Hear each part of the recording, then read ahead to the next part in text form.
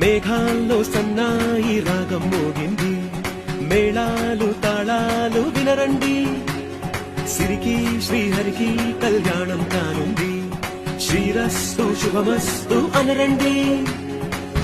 అచ్చతలు గంటో పెళ్లికి అర్థం చెప్పారంటూ, మెచ్చదగు ముచ్చట ఇది అని సాక్ష్యం చెబుతామంటూ, జనులంతా జై కొట్టేలా జరిపిస్తామండి.